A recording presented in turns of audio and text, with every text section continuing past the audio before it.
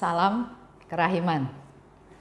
Hari ini tanggal 11 Mei kita akan merenungkan bersama-sama Diary 320 dan juga 382. Kita sudah siap, kita mulai. Demi nama Bapa dan Putra dan Roh Kudus. Amin. Oh Allah yang Maha Rahim, kebaikan yang tak terbatas, hari ini seluruh umat manusia berseru dari jurang kepapaannya kepada kerahiman-Mu, kepada belas kasih-Mu. Oh Allah, mereka berseru dengan suara kepapaan yang memilukan. Ya Allah yang murah hati, janganlah menolak doa kaum buangan di bumi ini. Oh Tuhan, oh kebaikan yang melampaui pengertian kami, Engkau sungguh-sungguh mengenal kepapaan kami, dan Engkau mengetahui bahwa dengan kekuatan kami sendiri, kami tidak mampu menghadap Engkau. Maka kami mohon kepadamu, limpahilah kami dengan rahmat-Mu, dan tingkatkanlah selalu kerahiman-Mu dalam diri kami, supaya kami setia melaksanakan kehendak kudus-Mu sepanjang hidup kami, dan pada saat kematian kami. Biarlah kerahiman-Mu yang maha kuasa melindungi kami dari serangan musuh-musuh keselamatan kami, sehingga kami sebagai anak-anak-Mu dengan penuh pengharapan menantikan kedatangan-Mu yang terakhir, hari yang hanya Engkau yang tahu. Kami berharap akan menikmati segala sesuatu yang dijanjikan Yesus kepada kami, meskipun kami ini penuh dengan kejahatan. Sebab Yesuslah harapan kami. Lewat hatinya yang maha rahim, ibarat lewat gerbang yang terbuka lebar, kami masuk ke dalam surga. Demi nama Bapa dan Putra dan Roh Kudus. Amin. Kita lihat dulu teksnya 320. Yesus memberitahukan kepadaku betapa doa-doa penyilihan sangat berkenan di hatinya. Ia berkata kepadaku, doa yang dipanjatkan oleh jiwa yang rendah hati dan penuh kasih meredakan murka Bapa-Ku dan menurunkan hujan berkat. Sesudah adorasi, di tengah jalan kembali ke kamarku, aku dikerumuni oleh sekelompok anjing hitam yang besar, yang melompat-lompat, menyalak, dan berusaha mencabik-cabik aku. Aku menyadari bahwa mereka bukan anjing, tetapi setan-setan. Satu dari mereka berbicara dengan kasar. Karena malam ini engkau telah merenggut banyak jiwa dari kami akan mencabik-cabikmu. Aku menjawab, kalau memang itu kehendak Allah yang Maha Rahim, cabik-cabiklah aku, karena aku justru menginginkannya, sebab aku adalah yang paling celaka dari semua pendosa, dan Allah selalu kudus, adil, dan tak terbatas kerahimannya. Mendengar kata-kata ini, semua setan itu menjawab serentak, mari kita lari, sebab ia tidak sendirian, yang Maha Kuasa menyertainya. Dan mereka lenyap seperti debu, seperti hiruk-pikuk jalanan, sementara aku melanjutkan perjalanan ke kamarku tanpa terganggu, sambil menyelesaikan Te Deumku dan merenungkan kerahiman Allah yang tak terbatas dan tak terselami. 382. Aku tahu bahwa aku hidup bukan untuk diriku sendiri, tetapi untuk sejumlah besar jiwa-jiwa. Aku tahu bahwa rahmat Yesus diberikan kepadaku bukan hanya untuk diriku, melainkan juga untuk jiwa-jiwa. Ya Yesus, samudra kerahiman-Mu sudah ditumpahkan ke dalam jiwaku yang adalah lubuk kepapaan belaka. Syukur kepadamu ya Yesus atas rahmat dan butir-butir salib yang Kau berikan kepadaku setiap saat dalam hidupku. Kita tahu ya, Yesus sangat berkenan terhadap doa-doa penyilihan. Oleh sebab itu, mari kita juga lebih sering lagi berdoa, melakukan doa silih untuk dosa kita, untuk dosa orang-orang, mungkin keluarga kita, saudara kita, orang-orang yang kita kasihi. Bisa juga berdoa silih untuk mereka yang membutuhkan doa kita. Doa yang dipanjatkan oleh jiwa yang rendah hati dan penuh kasih meredakan murka Bapakku dan menurunkan hujan berkat. Doa yang dipanjatkan oleh jiwa yang rendah hati dan penuh kasih. Kita perlu menyiapkan diri untuk menjadi pendoa yang rendah hati dan penuh kasih. Karena kalau doa hanya di mulut, hanya asal aja doa tanpa persiapan, kemungkinan hujan berkat yang dijanjikan oleh Yesus tidak dapat kita terima. Karena tadi syaratnya rendah hati dan berdoa dengan penuh kasih. Mengasihi orang-orang yang mau kita doakan, kita berdoa silih untuk mereka. Setelah selesai berdoa, dia berjalan pulang ke kamarnya. Jadi setelah selesai adorasi ya. Adorasi itu kita ada bersama Tuhan, kita berdialog, kita ngobrol, kita diem, hening di hadapan Tuhan. Sesuatu momen, sesuatu saat yang sangat sakral. Kita ada bersama dengan Tuhan.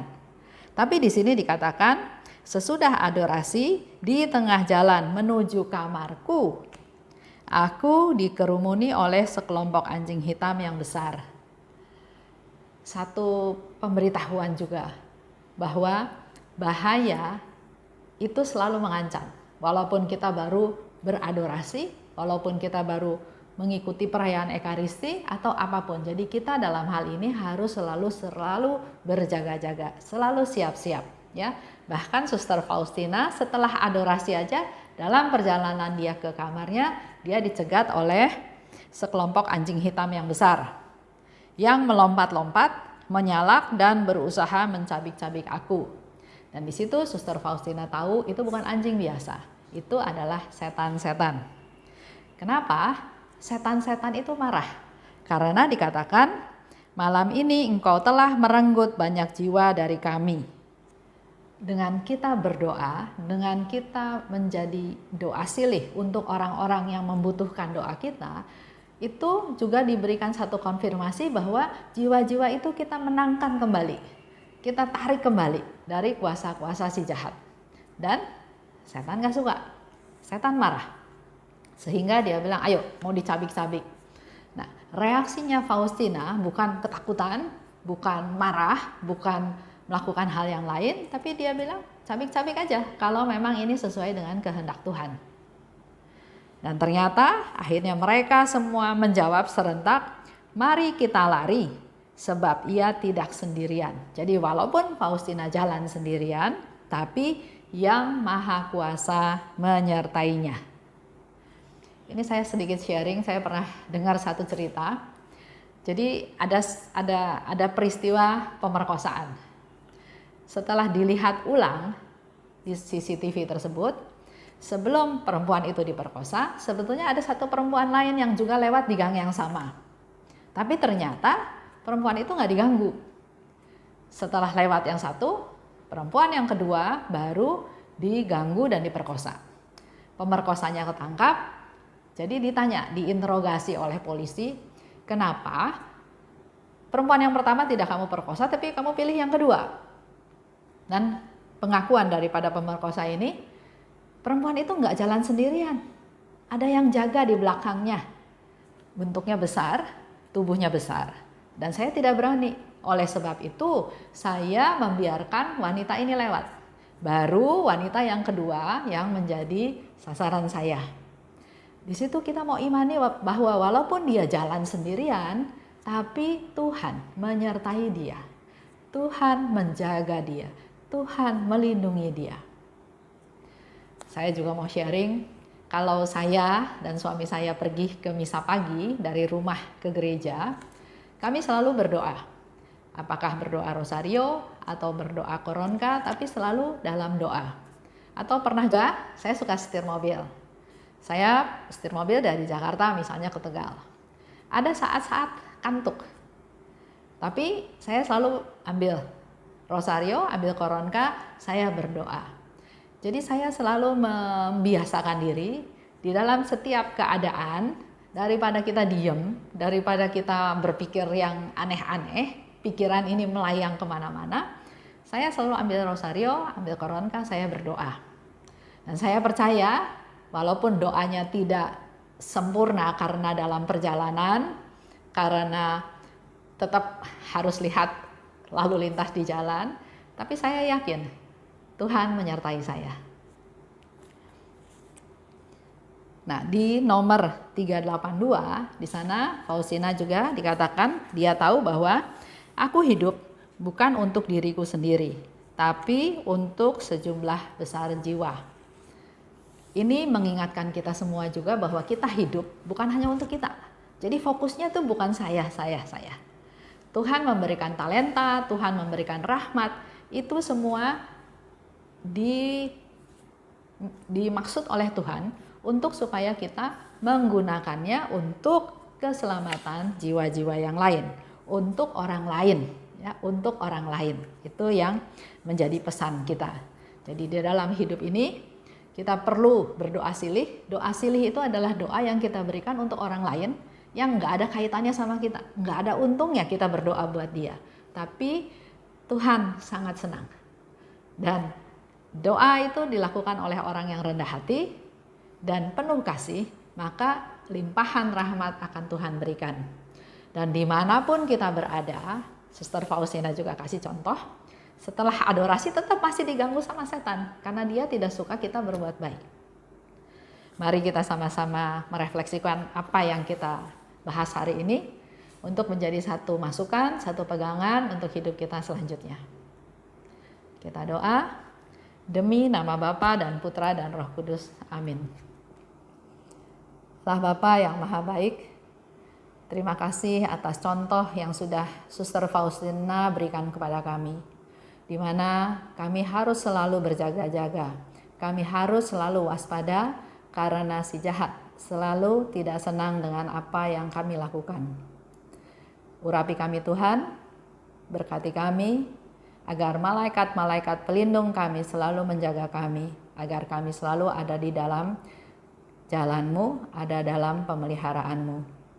Dan kami juga diingatkan Tuhan bahwa hidup kami bukan hanya untuk kami sendiri, tapi untuk keselamatan orang lain, untuk keselamatan jiwa-jiwa yang lain.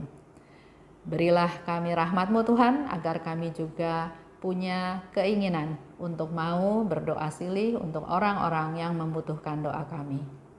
Terima kasih Bapa, dalam nama Yesus saya berdoa dan bersyukur. Amin. Demi nama Bapa dan Putra dan Roh Kudus. Amin. Salam kerahiman.